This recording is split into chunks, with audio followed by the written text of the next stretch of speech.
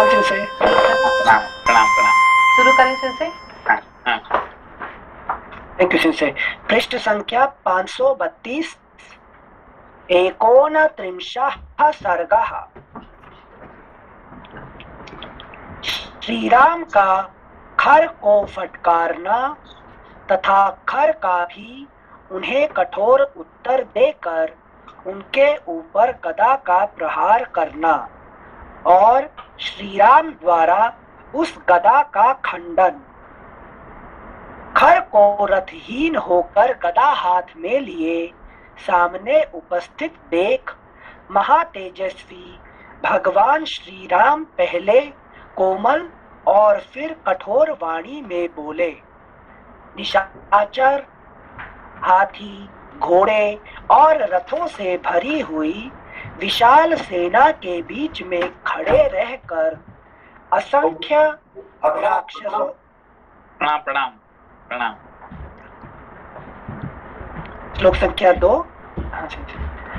निशाचर हाथी, घोड़े और रथों से भरी हुई विशाल सेना के बीच में खड़े रहकर असंख्य राक्षसों के स्वामित्व का अभिमान लेकर तूने सदा जो क्रूरतापूर्ण कर्म किया है उसकी समस्त लोकों द्वारा निंदा हुई है।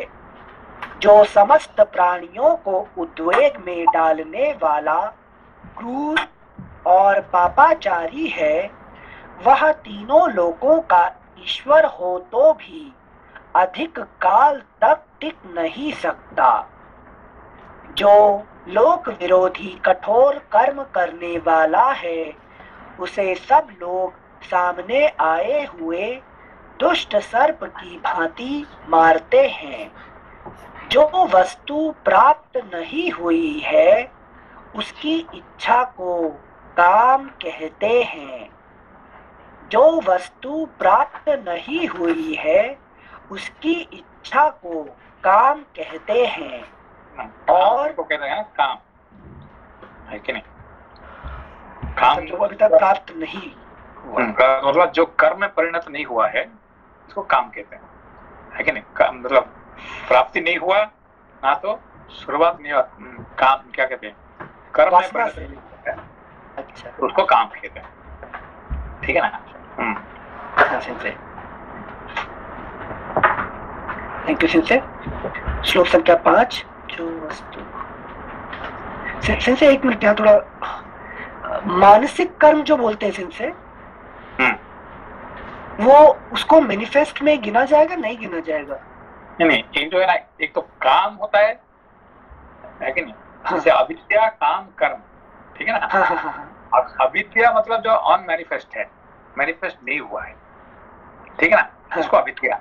अभी आप कल क्या खाएंगे ब्रेकफास्ट? अभी तक डिसाइड नहीं किया है। नहीं किया है, ठीक है ना? कुछ तो खाएंगे, तो कुछ तो जरूर खाएंगे ना सुबह उठ के, हाँ। है कि नहीं? ऐसा नहीं कल बिना खाए तो कल तो उपवास तो नहीं है, है कि नहीं? तो कल खा के जाएंगे, क्या खाएंगे अभी तक डिसाइड नहीं हुआ है, कुछ तो खाएंगे, है कि नहीं?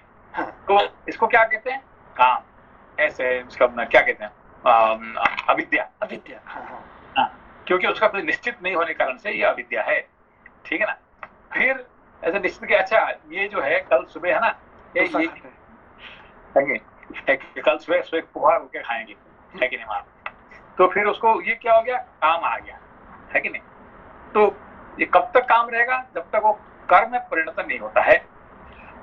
अच्छा, सवेरे उठ के जब तक बनाते नहीं है तब तक कर्म नहीं हुआ। क्योंकि आपने तो डिजायर तो कर दिया, मगर ये सच में कल पोहा खाएंगे कि कल है कि नहीं और कुछ खाएंगे, चावल खाएंगे, ये तो पता ही नहीं है ना। जब तक खाएंगे तब फिर पता चलेगा ये हुआ कि नहीं हुआ, है कि नहीं? हाँ, जब कोई डिजायर जब कर्म में परिणत होता है कि मिल जाता है, तब जाके उसको काम है। नहीं तो ये आपका ड्रीम है, ये स्वप्न देख रहे हैं कि कल सुबह मैं ये खाऊंगा, ये यू आर जस्ट ड्रीमिंग, है कि नहीं? ड्रीम और काम में फर्क समझ में आया? हाँ sensei, you are dreaming but you it's not desire, काम नहीं है कि नहीं? हाँ सिंसे, थैंक यू सिंसे। श्लोक संख्या 5। जो वस्तु प्राप्त नहीं हुई है उसकी इच्छा को काम कहते हैं और प्राप्त हुई वस्तु को अधिक से अधिक संख्या में पाने की इच्छा का नाम लोभ है। लोभ कौन सा है कि नहीं मुझे इतना नहीं खाना, मुझे और ज्यादा खाना है, मुझे और ये भी खाना है, वो भी खाना है, जो मन में जो भावना आ गया है, इसको कहते हैं क्या है? इसको लोभ।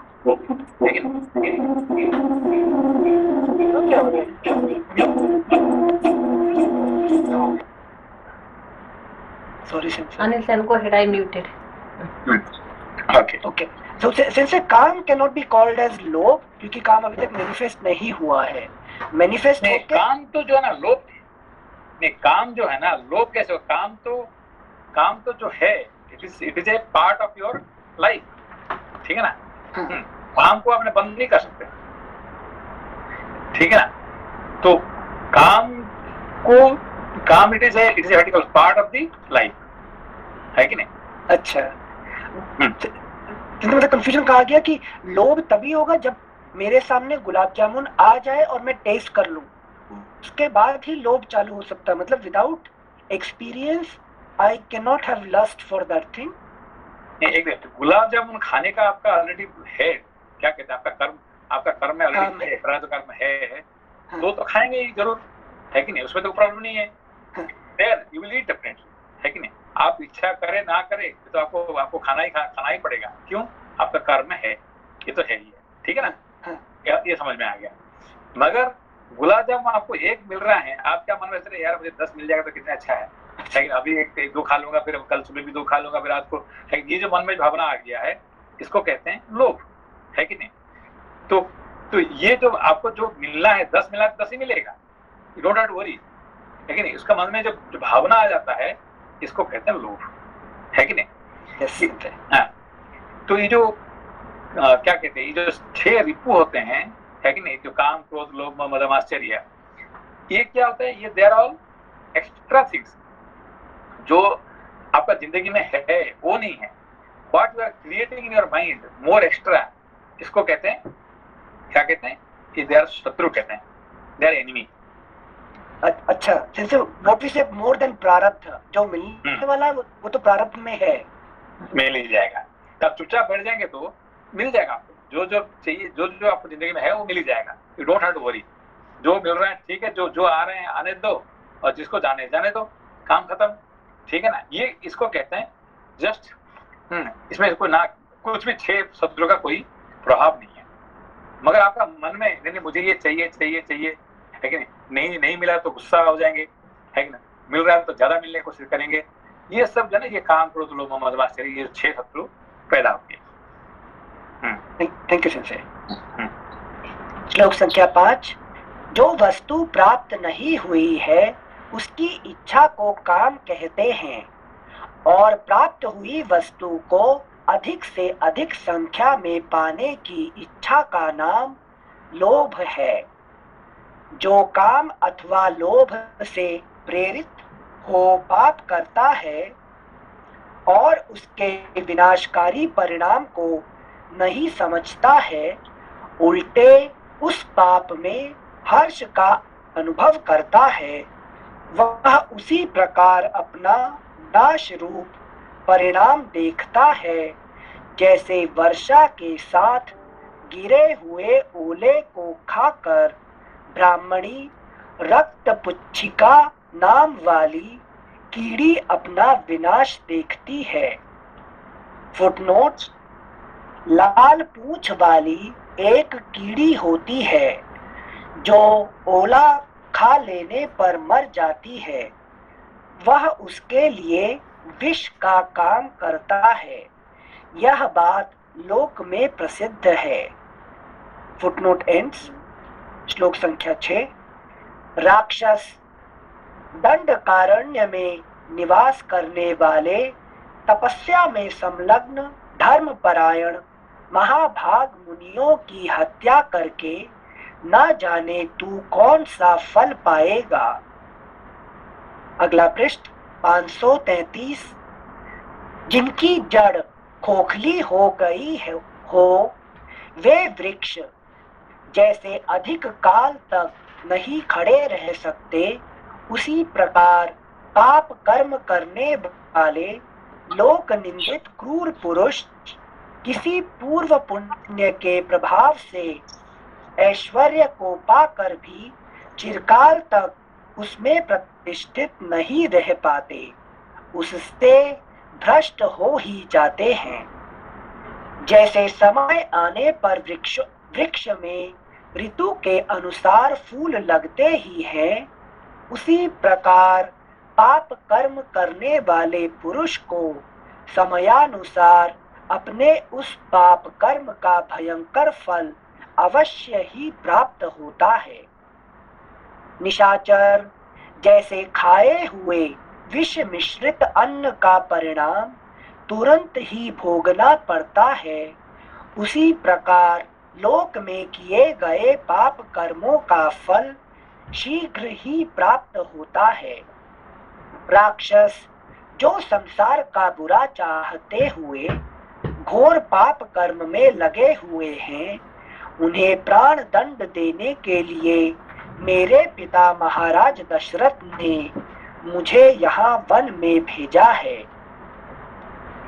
राक्षस, श्लोक संख्या 10 एक बार फिर से पढ़ रहे हैं। राक्षस जो संसार का बुरा चाहते हुए घोर पाप कर्म में लगे हुए हैं, उन्हें प्राण दंड देने के लिए मेरे पिता महाराज दशरथ ने मुझे यहाँ वन में भेजा है।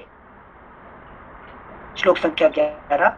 आज मेरे छोड़े हुए सुवर्ण भूषित बाण जैसे सर्प बाबी को छेद कर निकलते हैं, उसी प्रकार तेरे शरीर को फाड़ कर पृथ्वी को भी विदीर्ण करके पाताल में जाकर गिरेंगे। तूने दंड कारण्य में जिन धर्म परायण ऋषियों का भक्षण किया है, आज युद्ध में मारा जाकर सेना सहित तू भी उन्हीं का अनुसरण करेगा। पहले तूने जिनका वध किया है, वे महर्षि विमान पर बैठकर आज तुझे मेरे बाणों से मारा गया और नरक तुल्य कष्ट भोगता हुआ देखें। उलाधम, तेरी जितनी इच्छा हो प्रहार कर, जितना संभव हो मुझे परास्त करने का प्रयत्न कर, किंतु आज मैं तेरे मस्तक को ताड़ के फल की भांति अवश्य काट गिराऊंगा। श्री राम के ऐसा कहने पर खर कुपित हो उठा, उसकी आंखें लाल हो गई। वह क्रोध से अचेत सा होकर हंसता हुआ श्री राम को इस प्रकार उत्तर देने लगा। दशरथ कुमार, तुम साधारण राक्षसों को युद्ध में मारकर स्वयं ही अपनी इतनी प्रशंसा कैसे कर रहे हो? तुम प्रशंसा के योग्य कदापि नहीं हो। जो श्रेष्ठ पुरुष पराक्रमी अथवा बलवान होते हैं, वे अपने प्रताप के कारण अधिक घमंड में भरकर कोई बात नहीं कहते हैं, अपने विषय में मौन ही रहते हैं।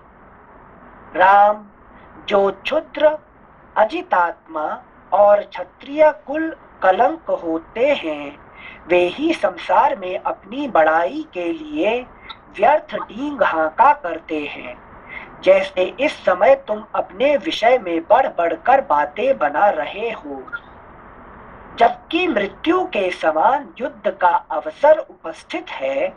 ऐसे समय में बिना किसी प्रस्ताव के ही सम्रांगण में कौन वीर अपनी कुलीनता प्रकट करता हुआ आप ही अपनी स्तुति करेगा। जैसे डेविल कोटिंग स्क्रिप्चर है कि नहीं? वो स्क्रिप्चर की बात कर रहे हैं, जो कह रहे हैं तो सही कह रहे हैं ना।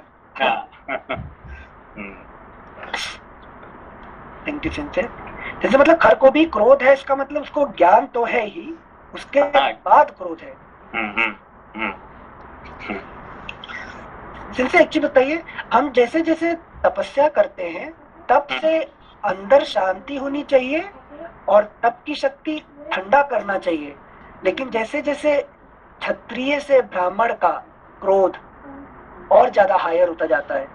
तो ये प्रभाव उल्टा क्यों होता है कि तप भी बढ़ रहा है तो क्रोध भी और बढ़ता चला जाएगा? नहीं, वही था ना कि इसलिए वो कहते हैं कि ये जनस्थान में है कि नहीं, कहाँ पे कि जहाँ पे दंडकारण्य में ही है कि नहीं खर वहाँ पे राजनीति करता है। वो राजा कौन है वहाँ का? खर है, ठीक है ना। तो उसका मतलब जो जितने तपस करता है उसको इतने ही गुस्सा आता है कि नहीं। जिस दिन आप ज्यादा उपवास रहेंगे उसी दिन आपको ज्यादा गुस्सा आएगा, है कि नहीं। इसलिए देखिए, जो आपको तो पता है कि भाई आज उपवास कर रहे हैं, ज्यादा मत बात करना से, क्यों? गुस्सा हो जाएगा, है कि नहीं। कहते ही नहीं कहते गाँव में क्या कहते हैं? अरे यार ये आज एकादशी दिन है, उपवास कर रहे हैं, इसे सब संभाल के रहना है कि नहीं। क्यों? जल्दी गुस्सा हो जाएगा और उसका गुस्सा का उसको ये भी मिल जाएगा, क्या कहते हैं, उसका फल भी मिल जाएगा आपको, है कि नहीं। इसलिए दंडकारण्य में खर राजा होता है। हाँ, मतलब सिंसे तप हम करने जा रहे हैं, शम दम नियम ये पूरा जो अष्टांग पढ़ाते हैं उसके हिसाब से मन शांत होना चाहिए ना, लेकिन क्यों फिर शांत नहीं होता है? नहीं होना चाहिए, मगर वहां बैठा हुआ ना। अच्छा खर, अच्छा अच्छा। देखिए आप क्या खा रहे हैं? फल खा रहे हैं, तो फल नॉर्मली क्या सात्विक होना चाहिए, और उसका फल का अंदर जो कीड़ा है वो फिर क्या करेगा आप? है कि नहीं। समझ गए, हर चीज में इम्प्योरिटी है। हाँ, कुछ ना कुछ वो वेट कर रहे हैं, इसलिए फल खाने के टाइम पे वो भी देखना है कि उससे कीड़ा है कि नहीं है, ठीक है ना। Thank you sensei. श्लोक संख्या 18। राम जो क्षुद्र जितात्मा और क्षत्रिय कुल कलंक होते हैं, वे ही संसार में अपनी बड़ाई के लिए व्यर्थ डींग हाका करते हैं। जैसे इस समय तुम अपने विषय में बढ़ बढ़ कर बातें बना रहे हो, जबकि मृत्यु के समान युद्ध का अवसर उपस्थित है। ऐसे समय में बिना किसी प्रस्ताव के ही समरांगण में कौन वीर अपनी कुलीनता प्रकट करता हुआ आप ही अपनी स्तुति करेगा। जैसे पीतल सुवर्ण शोधक आग में तपाए जाने पर अपनी लघुता कालेपन को ही व्यक्त करता है, उसी प्रकार अपनी झूठी प्रशंसा के द्वारा तुमने सर्वथा अपने ओछेपन का ही परिचय दिया है। क्या तुम नहीं देखते कि मैं नाना प्रकार के धातुओं की खानों से युक्त तथा पृथ्वी को धारण करने वाले अविचल कुल पर्वत के समान यहाँ स्थिर भाव से तुम्हारे सामने गदा लेकर खड़ा हूँ। मैं अकेला ही पाशधारी यमराज की भांति गदा हाथ में लेकर रणभूमि में तुम्हारे और तीनों लोगों के भी प्राण लेने की शक्ति रखता हूँ। अगला पृष्ठ 534। यद्यपि तुम्हारे विषय में मैं इच्छानुसार बहुत कुछ कह सकता हूँ, तथापि इस समय कुछ नहीं कहूँगा, क्योंकि सूर्य देव अस्ताचल को जा रहे हैं, अतः युद्ध में विघ्न बढ़ जाएगा। तुमने 14,000 राक्षसों का संहार किया है, अतः आज तुम्हारा भी विनाश करके मैं उन सबके आंसू पोंछूंगा, उनकी मौत का बदला चुकाऊंगा। ऐसा कहकर अत्यंत क्रोध से भरे हुए खर ने उत्तम वलय, कड़े से विभूषित तथा प्रज्वलित वज्र के समान भयंकर गदा को श्री रामचंद्र जी के ऊपर चलाया। खर के हाथों से छूटी हुई वह दीप्तिमान विशाल गदा वृक्षों और लताओं को भस्म करके उनके समीप जा पहुंची। मृत्यु के पाश की भांति उस विशाल गदा को अपने ऊपर आती देख श्री रामचंद्र जी ने अनेक बाण मारकर आकाश में ही उसके टुकड़े टुकड़े कर डाले। बाणों से विदीर्ण एवं चूर चूर होकर वह गदा पृथ्वी पर गिर पड़ी, मानो कोई सर्पिणी मंत्र और औषधियों के बल से गिराई गई हो। इस प्रकार श्री वाल्मीकि निर्मित आर्ष रामायण आदि काव्य के अरण्य कांड में 29वां सर्ग पूरा हुआ। लेकिन उसको खर को मारने के लिए कितना चैप्टर लग रहा है ना? यस है कि नहीं? क्रोध को मारना इतना आसानी नहीं है, हाँ। है कि नहीं? सबसे मुश्किल की बात है। Thank you Sanjay. त्रिंशः सर्गः, अगला अध्याय। श्री राम के व्यंग करने पर खर का उन्हें फटकार कर उनके ऊपर साल वृक्ष का प्रहार करना। श्री राम का उस वृक्ष को काट कर एक तेजस्वी बाण से खर को मार गिराना तथा देवताओं और महर्षियों द्वारा श्री राम की प्रशंसा।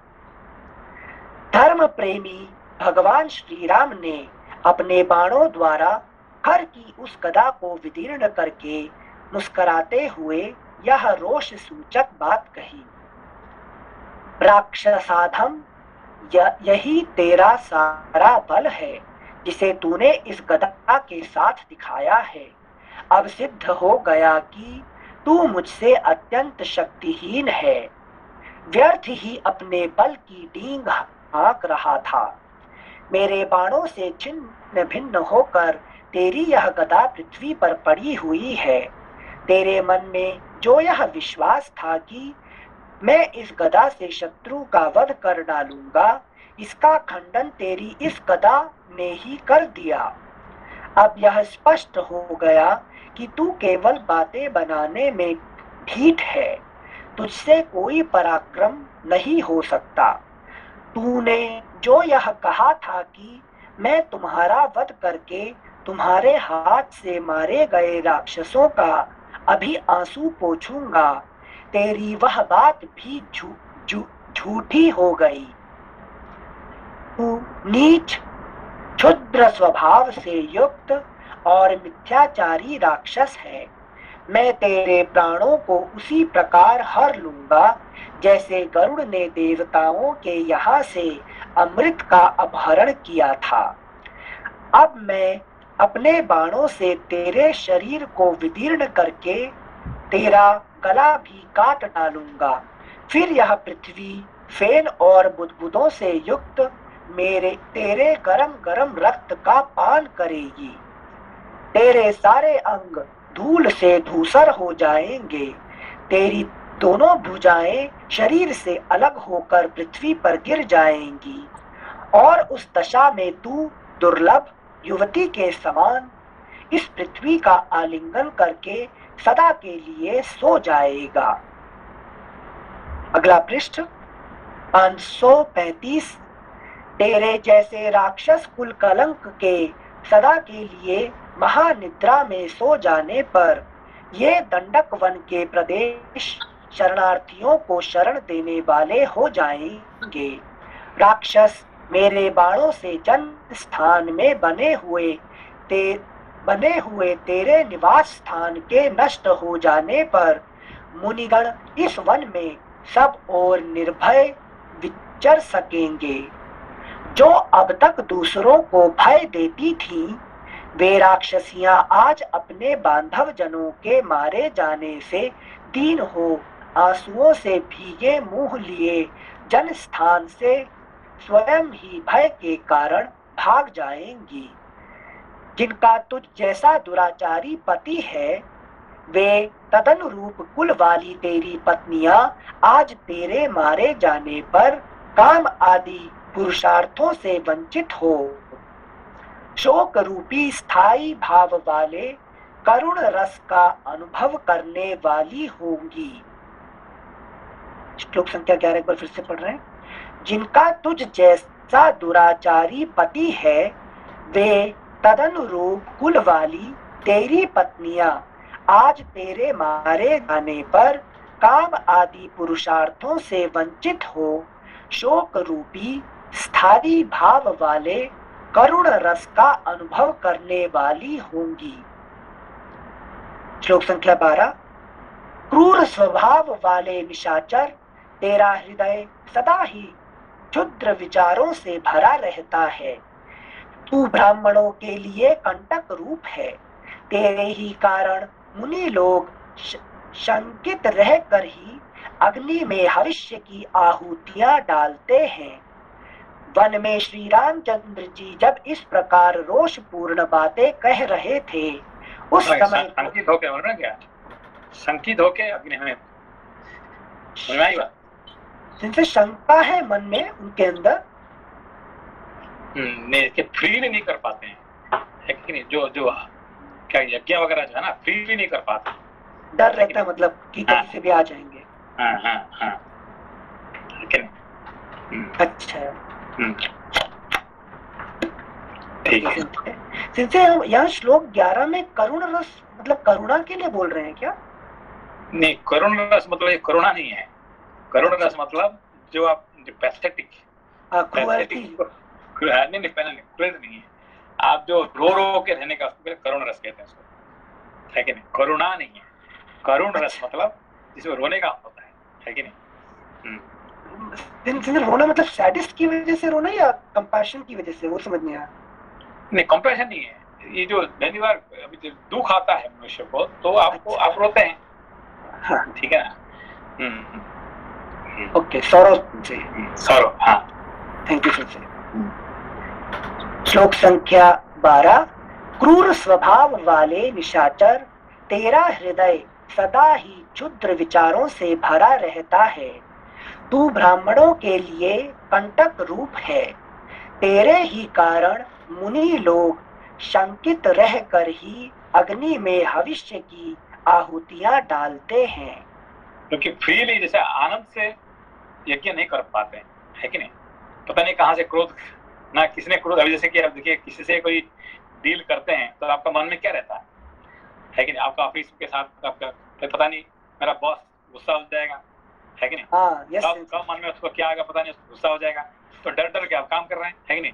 तो आपका मन में कोई ये भय नहीं है, मतलब आपका मन में कोई गलत चीज नहीं है, तो भी आपका भय है, पता नहीं आगे सामने वाला क्या क्या क्या समझेगा, है कि नहीं? खामोखा गुस्सा हो जाएगा, है कि नहीं? जैसे मतलब आप पढ़ाए थे शायद कठोपनिषद में ना, भयात सृष्टि जो तपती है वो भय से ही तपती है। तो बेसिकली सृष्टि तो भय से ही चल रही है ना। मुझे डर है वो भय जो है नहीं, डांट भय और द्वेष भय, ये भी देखिए, जो आप जब कोई गलत काम कर रहे हैं तो भय रहना जरूरी, ये चाहिए, मगर आप यज्ञ करने का भय करने की क्या जरूरत है? अच्छा, है कि नहीं? आप जैसे आप अभी काम कर रहे हैं, you are going to office for working, तो वहां पे भय का क्या जरूरत है कि नहीं? आप सुबह ठीक टाइम पे गए, सब कुछ कर रहे हैं, तो अपना अच्छे से कर्म कर रहे हैं, उसमें भय करने का क्या जरूरत है? राइट, क्यों भय करते हैं? बिल्कुल नहीं करेंगे, नहीं करेंगे। आप हमेशा भय से ही काम करते हैं, क्यों? पता नहीं मैं तो सही कर रहा हूँ, सामने वाला क्या समझेगा पता नहीं ना, उसका मन में क्या आ जाएगा, है कि नहीं?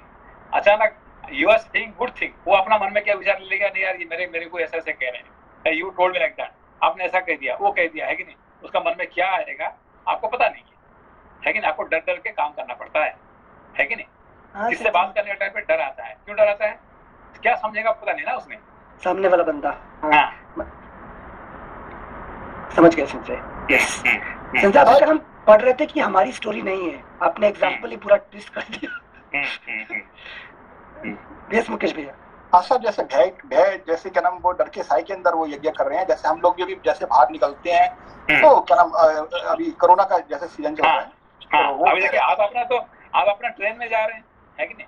ट्रेन में जाने का कोई ये नहीं, मगर पता नहीं सामने वाला आगे पीछे कोई है कि नहीं, कोई जो सीट में बैठ रहे हैं, पता नहीं कोरोना वाला बैठ गया होगा तो रोज आप जहाँ भी जा रहे हैं, है कि नहीं, रोज कर रहे हैं, है कि नहीं? देखिए ये जस्ट दो दिन पहले की बात है, लेकिन हमने किससे बात किया तो उसको कोरोना हो गया, है कि नहीं? तो उसने वो बंदा ने, है कि नहीं, कितने 2 साल तक से 2 साल से घर से नहीं निकले, है कि 2 साल से घर से नहीं निकले, और उनको क्या कोरोना हो गया? भाई कैसे हो गया? नहीं, उससे सामान बाहर से आता है और उसी से कोरोना डिजीज आ गया, अब क्या करें? सामान तो लाना पड़ेगा ना, है कि नहीं बचने तो कहाँ से क्या ऐसे डर डर के जिंदगी जीना पड़ता है, जीना पड़ता है। Thank you. श्लोक संख्या 12। क्रूर स्वभाव वाले निशाचर, तेरा हृदय सदा ही क्षुद्र विचारों से भरा रहता है। तू ब्राह्मणों के लिए कंटक रूप है। तेरे ही कारण मुनि लोग शंकित रहकर ही अग्नि में भविष्य की आहुतियां डालते हैं। वन में श्री रामचंद्र जी जब इस प्रकार रोषपूर्ण बातें कह रहे थे, उस समय क्रोध के कारण खर का भी स्वर अत्यंत कठोर हो गया और उसने उन्हें फटकारते हुए कहा, अहो, निश्चय ही तुम बड़े घमंडी हो। भय के अवसरों पर भी निर्भय बने हुए हो। जान पड़ता है कि तुम मृत्यु के अधीन हो गए हो। इस कारण से ही तुम्हें यह भी पता नहीं है कि कब क्या कहना चाहिए और क्या नहीं कहना चाहिए। जो पुरुष काल के फंदे में फंस जाते हैं, उनकी छहों इंद्रियां बेकाम हो जाती हैं। इसीलिए उन्हें कर्तव्य और अकर्तव्य का ज्ञान नहीं रह जाता है। छह इंद्रिय मन में ना, जिनसे मन को इंक्लूड किया है पांचों मन मनसष्ट इंद्रिया, ठीक है ना, 5 इंद्रिया और प्लस मन, ये 6 इंद्रिय हो जाता है। श्लोक संख्या 16। ऐसा कहकर उस निशाचर ने एक बार श्री राम की ओर भौहें टेढ़ी करके देखा और रणभूमि में उन पर प्रहार करने के लिए वह चारों ओर दृष्टिपात करने लगा। इतने में ही उसे एक विशाल साखू का वृक्ष दिखाई दिया जो निकट ही था। खर ने अपने होठों को दांतों से दबाकर उस वृक्ष को उखाड़ लिया। फिर उस महाबली निशाचर ने विकट गर्जना करके दोनों हाथों से उस वृक्ष को उठा लिया और श्री राम पर दे मारा। साथ ही यह भी कहा, लो अब तुम मारे गए। परम प्रतापी भगवान श्री राम ने अपने ऊपर आते हुए उस वृक्ष को बाण समूहों से काट गिराया और उस समर भूमि में खर को मार डालने के लिए अत्यंत क्रोध प्रकट किया। उस समय श्री राम के शरीर में पसीना आ गया। उनके नेत्र प्रांत रोष से रक्त वर्ण हो गए। उन्होंने सहस्रों बाणों का प्रहार करके समरांगण में खर को क्षत विक्षत कर दिया। उनके बाणों के आघात से उस निशाचर के शरीर में जो घाव हुए थे, उनसे अधिक मात्रा में फेन युक्त रक्त प्रवाहित होने लगा, मानो पर्वत के झरने से जल की धाराएं गिर रही हों। श्री राम ने युद्ध स्थल में अपने बाणों की मार से खर को व्याकुल कर दिया, तो भी उसका साहस कम नहीं हुआ। वह खून की गंध से उन्मत्त होकर बड़े वेग से श्री राम की ओर ही दौड़ा। अस्त्र विद्या के ज्ञाता भगवान श्री राम ने देखा कि यह राक्षस खून से लथपथ होने पर भी अत्यंत क्रोध पूर्वक मेरी ही ओर बढ़ा आ रहा है, तो वे तुरंत चरणों का संचालन करके, अगला पृष्ठ 536, चरणों का संचालन के 2-3 पग पीछे हट गए, क्योंकि बहुत निकट होने पर बाण चलाना संभव नहीं हो सकता था। तदनंतर श्री राम ने समरांगण में खर का वध करने के लिए एक अग्नि के समान तेजस्वी बाण हाथ में लिया। श्लोक संख्या 24 फिर से पढ़ रहे हैं। तदनंतर श्री राम ने समरांगण में खर का वध करने के लिए एक अग्नि के समान तेजस्वी बाण हाथ में लिया, जो दूसरे ब्रह्मदंड के समान भयंकर था। वह बाण बुद्धिमान देवराज इंद्र का दिया हुआ था। धर्मात्मा श्री राम ने उसे धनुष पर रखा और खर को लक्ष्य करके छोड़ दिया। उस महाबाण के छूटते ही वज्रपात के समान भयानक शब्द हुआ। श्री राम ने अपने धनुष को कान तक खींचकर उसे छोड़ा था। वह खर की छाती में जा लगा। जैसे श्वेत वन में भगवान रुद्र ने अंधकासुर को जलाकर भस्म किया था, उसी प्रकार दंडक वन में श्री राम के उस बाण की आग में जलता हुआ निशाचर खर पृथ्वी पर गिर पड़ा। जैसे वज्र से वृत्रासुर, फेन से नमुची और इंद्र की अशनि से बलासुर मारा गया था, उसी प्रकार श्री राम के उस बाण से आहत होकर खर धराशायी हो गया। एक क्वेश्चन 10 की क्या नाम, जैसे भगवान राम को क्या नाम तो खर को मारने के लिए अगस्त्य जी का बाण यूज करना पड़ा, इंद्र जी का बाण यूज करना पड़ा, तो इसमें इसका मतलब ये है कि क्रोध को हमें शांत करने के लिए देवता और ऋषि मुनों का आशीर्वाद होना जरूरी है क्या सर? हाँ, बिना देवताओं का क्या कहते हैं बाण से हम क्रोध को जीत नहीं सकते हैं। ठीक है ना? तो यहाँ पे राम का अर्थ होता है विवेक, ज्ञान। तो ज्ञान हमको कहाँ से प्राप्त किए हैं कि हम शास्त्र से, है कि देवताओं से, ऋषियों से, जो ऋषियों से, देवताओं से, जो शास्त्र से जो मिला है, उसको इस्तेमाल करके क्रोध को शांत करना पड़ेगा। जी जी जी जी, ठीक है, thank you sir. Thank you sensei. श्लोक संख्या 29। इसी समय देवता चारणों के साथ मिलकर आए और हर्ष में भरकर दुंदुभी बजाते हुए वहां श्री राम के ऊपर चारों ओर से फूलों की वर्षा। यहाँ पे जो है ना राम और कृष्ण का फर्क दिखे ना, कि कृष्ण क्या करते हैं कि पूरा अपना है कि नहीं विष्णु माया को इस्तेमाल करते हैं, मगर राम जी क्या करते हैं एक अच्छे मनुष्य के हिसाब से, मर्यादा पुरुषोत्तम के हिसाब से, एक मनुष्य के हिसाब से वो अपना मर्यादा में रह के वो क्या करते हैं, वो अपना है कि नहीं जो देवता ऋषि इनका इस्तेमाल करते हैं। यही फर्क है राम और कृष्ण का धर्म में। ठीक है ना? वो अपना विष्णु माया अपना दिखाते नहीं है, पावर नहीं दिखाते। ठीक है ना?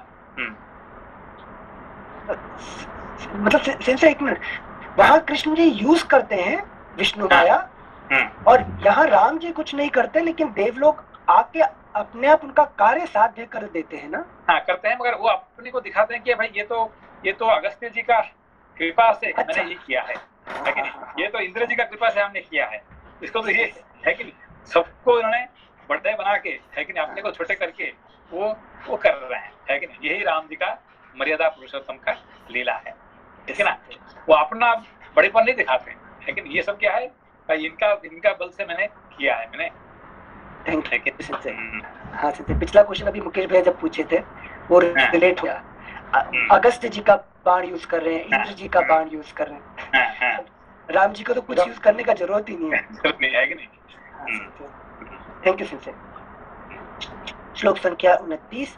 इसी समय देवता चारणों के साथ मिलकर आए और हर्ष में भरकर दुंदुभी बजाते हुए वहां श्री राम के ऊपर चारों ओर से फूलों की वर्षा करने लगे। उस समय उन्हें यह देखकर बड़ा आश्चर्य हुआ था कि श्री राम ने अपने पहने बाणों से 1.5 मुहूर्त में ही इच्छानुसार रूप धारण करने वाले खर दूषण आदि 14,000 राक्षसों का इस महासमर में संहार कर डाला। 1.5 मुहूर्त। श्लोक संख्या 32। वे बोले, अहो, अपने स्वरूप को जानने वाले भगवान श्री राम का यह कर्म महान और अद्भुत है। इनका बल पराक्रम भी अद्भुत है और इनमें भगवान विष्णु की भांति आश्चर्यजनक दृढ़ता दिखाई देती है। ऐसा कहकर वे सब देवता जैसे आए थे वैसे ही चले गए। तदनंतर बहुत से राजर्षि और अगस्त्य आदि महर्षि मिलकर वहां आए तथा प्रसन्नता पूर्वक श्री राम का सत्कार करके उनसे इस प्रकार बोले, रघुनंदन, इसीलिए महातेजस्वी पाक शासन पुरंदर इंद्र शरभंग मुनि के पवित्र आश्रम पर आए थे। श्लोक संख्या 33 फिर से पढ़ रहे हैं। ऐसा कहकर वे सब देवता जैसे आए थे वैसे ही चले गए। तदनंतर बहुत से राजर्षि और अगस्त्य आदि महर्षि मिलकर वहां आए तथा प्रसन्नता पूर्वक श्री राम का सत्कार करके उनसे इस प्रकार बोले, रघुनंदन, इसीलिए महातेजस्वी पाकशन पुरंदर इंद्र शरभंग मुनि के पवित्र आश्रम पर आए थे और इसी कार्य की सिद्धि के लिए महर्षियों ने विशेष उपाय करके आपको पंचवटी के इस प्रदेश में पहुंचाया था। समझ में आया? सब लोग क्यों क्या कहते हैं, आप पंचवटी जाइए, पंचवटी जाइए, सबने भेजने का कारण यही था, है कि नहीं? हर को मारवाना था। श्लोक संख्या 36। मुनियों के शत्रु रूप इन पापाचारी राक्षसों के वध के लिए ही आपका यहाँ शुभागमन आवश्यक समझा गया था। दशरथ नंदन, आपने हम लोगों का यह बहुत बड़ा कार्य सिद्ध कर दिया। अब बड़े बड़े ऋषि मुनि दंडकारण्य के विभिन्न प्रदेशों में निर्भय होकर अपने धर्म का अनुष्ठान करेंगे। इसी बीच में वीर लक्ष्मण भी सीता के साथ पर्वत की कंदरा से निकलकर प्रसन्नता पूर्वक आश्रम में आ गए। अब देखिए ऋषियों का सबसे बड़ा प्रॉब्लम क्या है? ये क्रोध, एक नंबर का। और 2 नंबर का प्रॉब्लम क्या है? रजगुण, है कि रावण। एक नंबर है खर और 2 नंबर रावण, ठीक है ना? अच्छा। तो इसलिए 2 बार अगस्त्य मुनि आते हैं, ठीक है ना? Thank you sir. श्लोक संख्या 38। नमस्ते संजय। नमस्ते। संजय एक प्रश्न था संजय, वो खर क्रोध है और रावण भी क्रोध है कि रावण? नहीं, रावण जो है रजस गुण, मतलब रजगुण एक्टिविटी, जो एक्टिविटी है ना।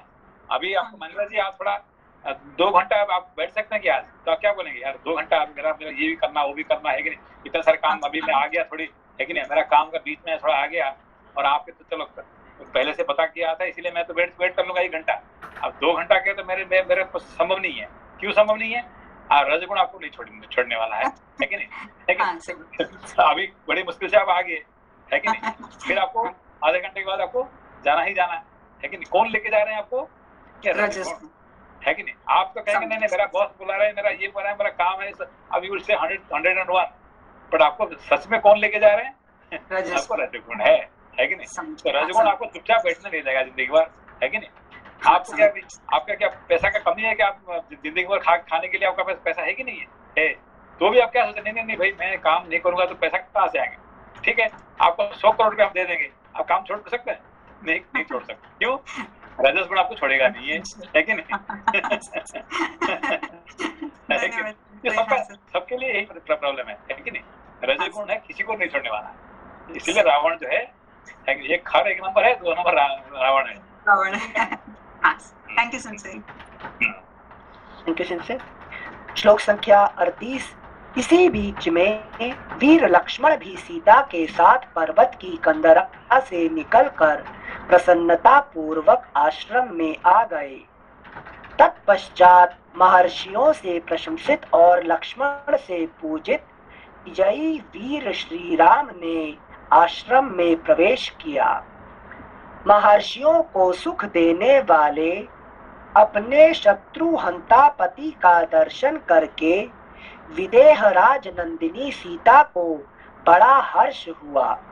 उन्होंने परमानंद में निमग्न होकर अपने स्वामी का आलिंगन किया। राक्षस समूह मारे गए और श्री राम को कोई क्षति नहीं पहुंची। अगला पृष्ठ 537। यह देख और जानकर जानकी जी को बहुत संतोष हुआ। प्रसन्नता से भरे हुए महात्मा मुनि, जिनकी भूरी भूरी प्रशंसा कर रहे थे तथा जिन्होंने राक्षसों के समुदाय को कुचल डाला था, उन प्राण वल्लभ श्री राम का बारंबार आलिंगन करके उस समय जनक नंदिनी सीता को बड़ा हर्ष हुआ। उनका मुख प्रसन्नता से खिल उठा। इस प्रकार श्री वाल्मीकि निर्मित आर्ष रामायण आदि काव्य के अरण्य कांड में 30वां सर्ग पूरा हुआ।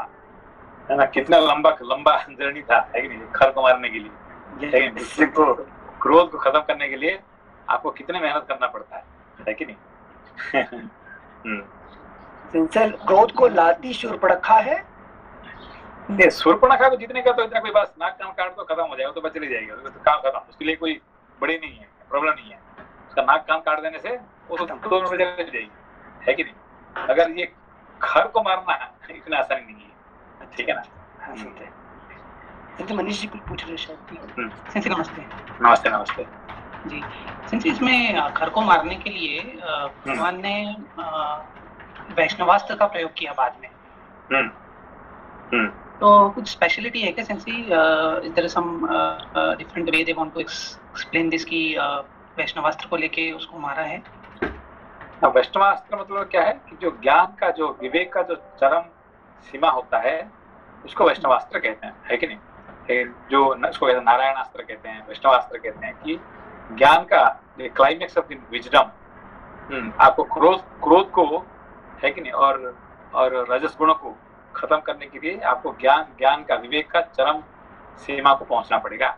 साधारण अस्त्र से मार नहीं सकते, ठीक है ना। अच्छा। जी sir, thank you.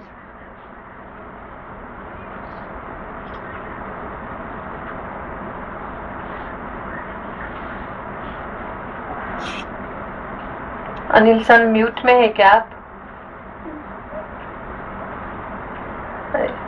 Sensei, can you hear me? Yeah, I think Anil is mute, I think. नहीं सिंसे हमारा कनेक्शन चला गया, पीसी रिस्टार्ट हो गया। अच्छा। तो I just dial from mobile. हाँ सिंसे पढ़ना चालू रखते हैं तब तक। 31 सर्गः, हम पीसी रिबूट करते रहेंगे तब तक।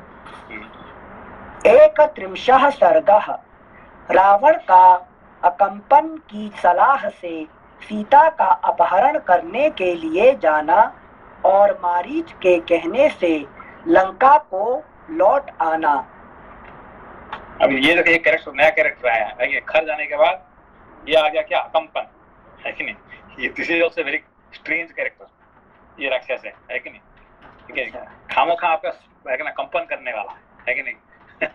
हाँ ठीक है, थैंक यू सेंसे। श्लोक संख्या 1। तदनंतर जनस्थान से अकंपन नामक राक्षस बड़ी उतावली के साथ लंका की ओर गया और शीघ्र ही उस पुरी में प्रवेश करके रावण से इस प्रकार बोला। आवाज आ रही है ना बराबर से? आ रहे। ठीक है सर। राजन अकंपन जो है ना, ये बड़ा इम्पोर्टेंट कैरेक्टर है। अकंपन मतलब ये देखिए, अभी कहाँ से ये था किसके साथ, खर के साथ था। और जब खर मर गया तो वो भागा है वहां से, किसके पास, रावण के पास, ठीक है ना। अच्छा हाँ। वो अभी तक कहाँ था, खर के साथ था, खर के पास, खर के साथ। अब खर मर गया तो वहां से भाग गया, वो युद्ध नहीं करने के नहीं आया, वो भाग गया, है कि नहीं। अच्छा हाँ। तो अकंपन क्या होता है कि जब बॉडी स्टार्ट ट्रेम्बलिंग, जो गुस्सा आता है तो आपका बॉडी क्या होता है कि नहीं, इट्स ट्रेम्बलिंग, कंपन होता है कि नहीं। जो कंपन होता है इसको कहते क्या है, अकंपन। और जो रजस गुण का क्या होता है, वो भी कंपन होता है कि नहीं। बॉडी का जो कंपन होता है इसको अकंपन कहते हैं, ठीक है ना।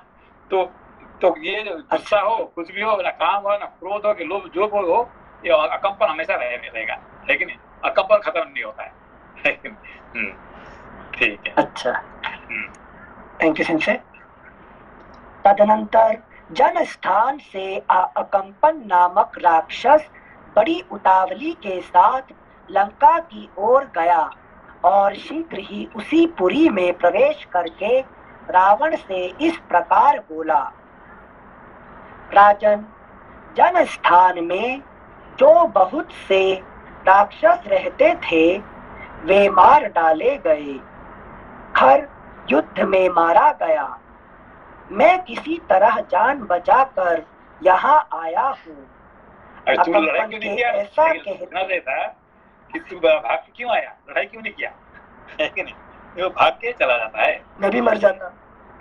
अच्छा। Thank you sensei. श्लोक संख्या 3।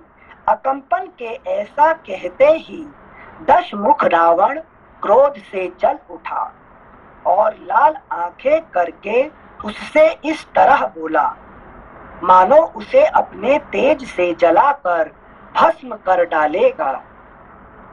वह बोला, कौन मौत के मुख में जाना चाहता है? जिसने मेरे भयंकर जन स्थान का विनाश किया है? कौन वह दुस्साहसी है जिसे समस्त लोकों में कहीं भी ठौर ठिकाना नहीं मिलने वाला है? मेरा अपराध करके इंद्र, यम, कुबेर और विष्णु भी चैन से नहीं रह सकेंगे। मैं काल का भी काल हूँ, आग को भी जला सकता हूँ तथा मौत को भी मृत्यु के मुख में डाल सकता हूँ। यदि मैं क्रोध में भर जाऊं तो अपने वेग से वायु की गति को भी रोक सकता हूँ तथा अपने तेज से सूर्य और अग्नि को भी जलाकर भस्म कर सकता हूँ। Ravan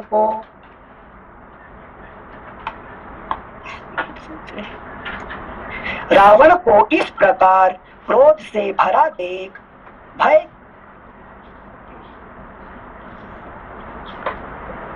Again, I cannot hear.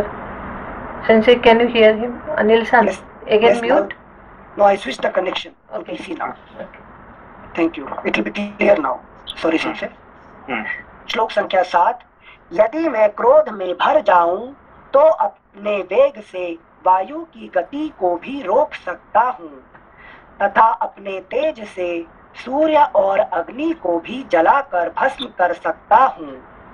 Ravan को इस प्रकार क्रोध से भरा देख भय के मारे अकम्पन की बोलती बंद हो गई। उसने हाथ जोड़कर संशय युक्त वाणी में रावण से अभय की याचना की। तब राक्षसों में श्रेष्ठ दशग्रीव ने उसे अभयदान दिया। इससे अकम्पन को अपने प्राण बचने का विश्वास हुआ और वह संशय रहित होकर बोला, राक्षस राज, राजा दशरथ के नवयुवक पुत्र श्री राम पंचवटी में रहते हैं। उनके शरीर की गठन सिंह के समान है, कंधे मोटे और भुजाएं गोल तथा लंबी हैं। शरीर का रंग सांवला है। वे बड़े यशस्वी और तेजस्वी दिखाई देते हैं। उनके बल और पराक्रम की कहीं तुलना नहीं है। उन्होंने जन स्थान में रहने वाले खर और दूषण आदि का वध किया है। अकम्पन की यह बात सुनकर राक्षस राज रावण ने नागराज महान सर्प की भांति लंबी सांस खींचकर इस प्रकार कहा। अगला पृष्ठ 538। अकम्पन, बताओ तो सही, क्या राम संपूर्ण देवताओं तथा देवराज इंद्र के साथ जन स्थान में आए हैं? रावण का यह प्रश्न सुनकर अकम्पन ने महात्मा श्री राम के बल और पराक्रम का पुनः इस प्रकार वर्णन किया। लंकेश्वर, जिनका नाम राम है, वे संसार के समस्त धनुर्धरों में श्रेष्ठ और अत्यंत तेजस्वी हैं। दिव्यास्त्रों के प्रयोग का जो गुण है, उससे भी वे पूर्णतः संपन्न हैं। युद्ध की कला में तो वे पराकाष्ठा को पहुँचे हुए हैं। श्री राम के साथ उनके छोटे भाई लक्ष्मण भी हैं, जो उन्हीं के समान बलवान हैं। उनका मुख पूर्णिमा के चंद्रमा की भांति मनोहर है। उनकी आंखें कुछ कुछ लाल हैं और स्वर दुंदुभी के समान गंभीर है। जैसे अग्नि के साथ वायु हो, उसी प्रकार अपने भाई के साथ संयुक्त हुए राजाधिराज श्रीमान राम बड़े प्रबल हैं। उन्होंने ही जन स्थान को उजाड़ डाला है। उनके साथ ना कोई देवता है, ना महात्मा मुनि। इस विषय में आप कोई विचार ना करें। श्री राम के छोड़े हुए सोने की पांख वाले बाण 5 मुख वाले सर्प बनकर राक्षसों को खा जाते थे। भय से कातर हुए राक्षस जिस जिस मार्ग से भागते थे, वहां वहां वे श्री राम को ही अपने सामने खड़ा देखते थे। अनघ, इस प्रकार अकेले श्री राम ने ही आपके जन स्थान का विनाश किया है। इस प्रकार अकेले श्री राम ने ही आपके जन स्थान का विनाश किया है। अकंपन की यह बात सुनकर रावण ने कहा, मैं अभी लक्ष्मण सहित राम का वध करने के लिए जन स्थान को जाऊंगा। उसके ऐसा कहने पर अकंपन बोला, राजन, श्री राम का बल और पुरुषार्थ जैसा है, उसका यथावत वर्णन मुझसे सुनिए। महायशस्वी श्री राम यदि कुपित हो जाएं, तो उन्हें अपने पराक्रम के द्वारा कोई भी काबू में नहीं कर सकता। वे अपने बाणों से भरी हुई नदी के वेग को भी पलट सकते हैं तथा तारा, ग्रह और नक्षत्रों सहित संपूर्ण आकाश मंडल को पीड़ा दे सकते हैं। वे श्रीमान भगवान राम समुद्र में डूबती हुई पृथ्वी को ऊपर उठा सकते हैं। महासागर की मर्यादा का भेदन करके समस्त लोगों को उसके जल से आप्लावित कर सकते हैं तथा अपने बाणों से समुद्र के वेग अथवा वायु को भी नष्ट कर सकते हैं। इनसे ये सारा दृश्य तो राम जी ने नहीं दिखाया है ना, तो अकंपन को कैसे दिखने लग गया कि वो ये कर सकते हैं? अकंपन तो वही बात नहीं कि Akampan is very strange character है कि नहीं। सबका बॉडी में ये रहता है कंपन करने वाला, है कि नहीं। तो वो सबका शरीर में घुस सकता है और सबको बॉडी को कंपन कर सकता है, ठीक है ना। तो what is there inside you can know easily, अकंपन कैन नो। अच्छा, अकंपन कैन नो, है कि नहीं। जैसे क्रोध आपका अंदर में घुस के आपको, है कि नहीं, कंपन आपका बॉडी को कंपन करता है, ठीक है ना। Thank you Sanjay. श्लोक संख्या 26। वे महायशस्वी पुरुषोत्तम अपने पराक्रम से संपूर्ण लोकों का संहार करके पुनः नए सिरे से प्रजा की सृष्टि करने में समर्थ हैं।